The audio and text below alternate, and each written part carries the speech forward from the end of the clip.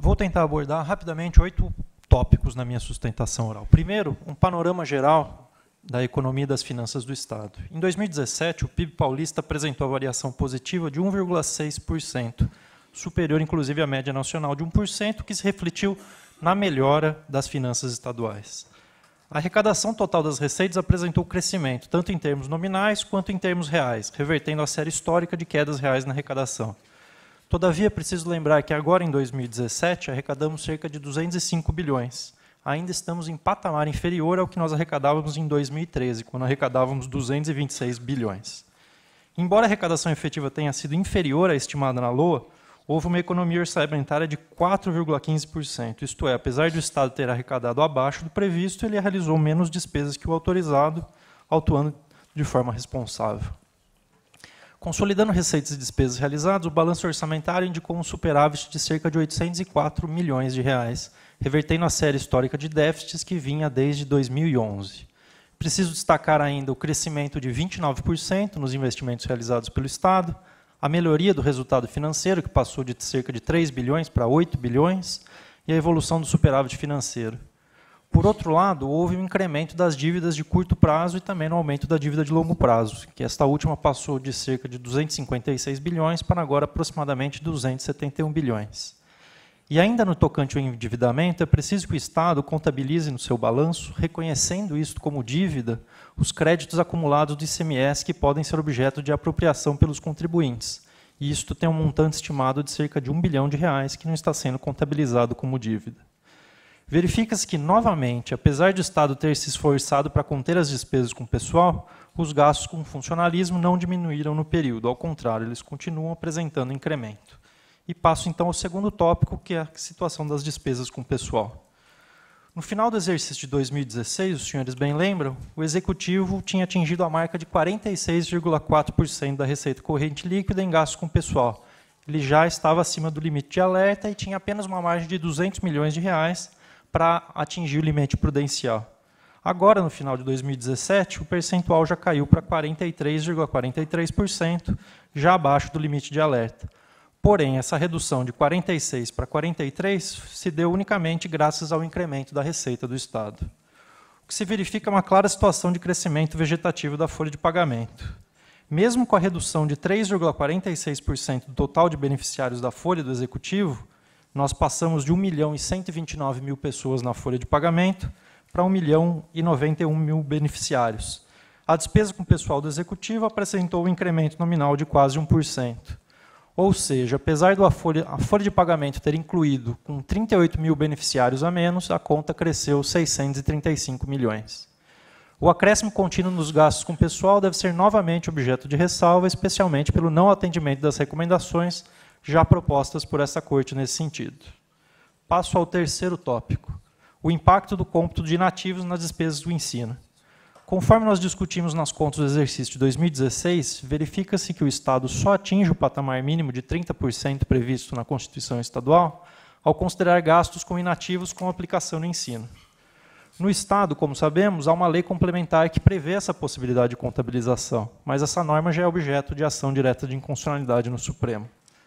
E, a despeito dessa ADIM, o plenário desse Tribunal de Contas já decidiu que despesas com inativos não são válidas para o cômputo dos investimentos no ensino. Todavia, decidiu modular os efeitos dessa decisão para 2018. E, considerando esse posicionamento, nas contas do governador do ano passado, constou a seguinte recomendação. Atente para a decisão deste tribunal de não mais considerar, a partir de janeiro de 2018, no cômputo do gastos com ensino, os valores despendidos com o pagamento dos inativos, adotando medidas orçamentárias. E a Diretoria de Contas do Governador, na análise do cumprimento dessa recomendação, se deparou com um parecer da Procuradoria-Geral do Estado que, ao menos a mim, causou espécie. A Procuradoria-Geral do Estado, supostamente se baseando no voto do conselheiro relator de 2016, infere do parecer que o percentual de 30% da Carta Estadual seria inconstitucional e que essa Corte de Contas compreenderia como suficiente o atingimento do percentual de 25% na aplicação do ensino. Seguindo esse parecer, a Contadoria Geral do Estado informa que passou a excluir, a partir de 2018, os gastos de inativos nas despesas do ensino, considerando como satisfatório o atingimento de percentual de 25%.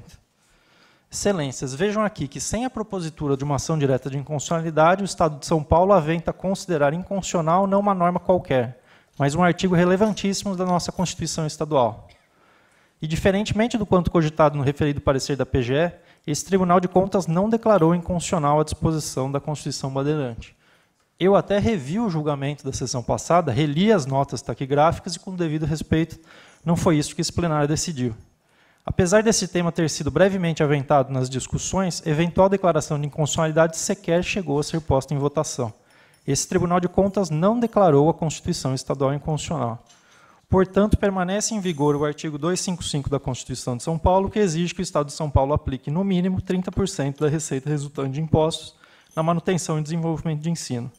Resta saber como o Estado abordará a questão em 2018, quando este Tribunal de Contas não mais permitirá o cômputo dos inativos como gasto em educação. Passo ao quarto tópico, precatórios. Seguindo as regras então vigentes, o Estado de São Paulo depositou ao menos 1,5% de sua receita corrente líquida em conta especial do TJ. É preciso destacar que, em dezembro de 2017, foi promulgada a Emenda Constitucional 99, estendendo mais uma vez o prazo para quitação de precatórios. Mais uma vez, vemos aqui uma situação de legislação protraindo no tempo o cumprimento de obrigações. E agora, todos os entes têm até 2024 para cumprir os seus precatórios. É imprescindível que o Estado planeje seu fluxo de pagamentos para quitar o seu estoque neste novo prazo. E nas justificativas apresentadas, o governo expôs o seu plano de pagamento que apresentou ao TJ, demonstrando a sua proposta. Essa proposta do Estado ela pode ser classificada como, no mínimo, ousada. Ela prevê o pagamento agora, em 2018, de cerca de 13 bilhões em precatórios, sendo 10 bilhões com uso de recursos extraordinários, dos quais 7 bilhões advindos de depósitos judiciais privados. Se será viável o Estado cumprir este plano, caberá a essa Corte acompanhar. Quanto ao passivo atuarial, quinto tópico, no exercício anterior, nós apontamos algumas deficiências no cálculo da provisão atuarial. Vimos que a recomendação deste tribunal fazia sentido, que, atendendo à recomendação expedida por essa Corte, o Estado refez a sua mensuração do seu passivo atuarial, e isso resultou num acréscimo de aproximadamente 73 bilhões de reais no passivo atuarial, passando de 658 para 732 bilhões. Sim, havia uma diferença de cálculo de 73 bilhões de reais. No entanto, verifica-se que o Estado continua utilizando bases cadastrais desatualizadas ou inconsistentes para efetuar o cálculo, o que demanda pronta correção e novo recálculo. Como exemplo, cite-se a falta de informação sobre as remunerações pagas a 2.542 magistrados ou dos benefícios dos 274.086 inativos do Tribunal de Justiça. Há, então, a necessidade do Estado refazer novamente o cálculo do seu passivo atuarial. Passo ao sexto tópico, a falta de evidenciação dos aportes do regime de previdência. Como nos demais anos, o resultado previdenciário do exercício de 2017 foi deficitário. Exigiu que o Estado aportasse cerca de 18 bilhões de recursos do Tesouro a título de cobertura de insuficiência financeira. A estimativa, inclusive, é que a necessidade dos aportes extraordinários continue a aumentar. Em 2013, foi preciso que o Estado aportasse 12 bilhões. Agora, em 2017, como dito, foram 18 bilhões. Daqui a 5 anos, em 2022, a estimativa é que o Estado precisará aportar quase 31 bilhões. Vejam, de 10 anos, quase 10 anos, vamos passar de 12 bilhões para 31 bilhões de aportes extraordinários. É um crescimento muito forte, muito impactante e que exigirá o planejamento e comprometimento das finanças públicas estaduais. Todavia, quando nós observamos a avaliação incluída no anexo de metas fiscais da LDO, vemos que ela não detalha essa necessidade de aportes futuros do recurso do Tesouro. Igualmente, o demonstrativo da projeção atuarial que deve constar do relatório resumido de execução orçamentária também não detalha a necessidade dos futuros aportes. Isso porque o Estado tem contabilizado os aportes extraordinários para a cobertura de déficit como receita previdenciária. É preciso que essa prática seja corrigida para que seja feita a devida evidenciação contábil, de forma transparente, de quanto o Estado precisará despender com aportes extraordinários para cobrir o déficit nos exercícios futuros. Quanto à fiscalização operacional do sistema prisional, gostaria de destacar alguns aspectos. A fiscalização efetuada evidenciou um déficit de 85 mil vagas no sistema prisional paulista. Este déficit é um reflexo direto da forte escalada do número de novos ingressantes no sistema prisional. passamos de 144 mil presos em 2008 para 225 mil em 2017. Eu destaco que não é um fenômeno exclusivamente paulista. Os dados do DEPEN mostram que a população carcerária brasileira ela cresceu impressionante 707% em relação ao início da década de 90, mas a SP tem uma taxa de encarceramento muito elevada. Ela é de 536 presos para cada 100 mil habitantes. E, a título de comparação, a nossa média nacional é de 352 e a mundial 144 presos por 100 mil habitantes. Mas eu gostaria de destacar alguns dados que foram levantados, que o custo de cada preso no estado de São Paulo, isso considerando a superlotação do sistema, é de R$ 1.450 por mês. Mas, se nós considerássemos a capacidade efetiva, o custo de cada vaga no sistema prisional seria R$ 2.335 ao mês. Por outro lado, a SAP ela informa que o custo por apenado apenas alternativas à prisão é de apenas R$ 26,46 por mês, é quase 100 vezes menor, sendo que o índice de reinclusão nesses programas é muito baixo, 4,7%. Considerando a complexidade do problema do encarceramento nacional, o Ministério Público propõe que esses dados dessa fiscalização sejam encaminhados, todo o material seja encaminhado ao TJ, ao Ministério Público, à Defensoria Pública, ao CNJ, ao CNMP e também ao Conselho Nacional de Política Criminal e Previdenciária, para que essa corte possa colaborar com as discussões nesse sistema. Quanto à renúncia de receitas, o último tópico que eu abordo, preliminarmente eu gostaria de fazer algumas considerações. É realmente o primeiro exercício no qual o tema passa a ser analisado por essa corte, e talvez por se tratar do primeiro exercício, realmente os achados de auditoria impressionam. No entanto, ressalva-se aqui que os desacertos apontados decorrem de práticas seguidas ao longo de anos, e não de atos ocorridos no exercício de 2017. Mas eu gostaria de lamentar aqui a postura da Secretaria de Fazenda, de não cooperar plenamente com o controle externo, seja alegando o sigilo dos dados, seja se recusando a disponibilizar as informações na forma e nos prazos requisitados, seja não apresentando resposta aos questionamentos efetuados.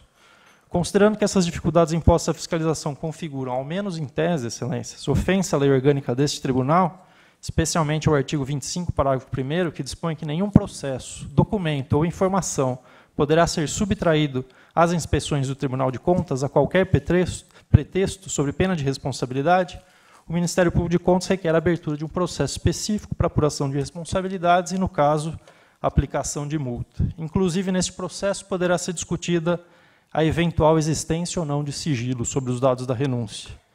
Eu adianto, todavia, que no entender deste Ministério Público, as informações de renúncias de receitas não se enquadram no sigilo do artigo 198 do Código Tributário Nacional, pois não refletem informações sobre a situação econômica ou financeira dos sujeitos passivos de tributos, nem sobre a natureza ou estado de seus negócios ou atividades.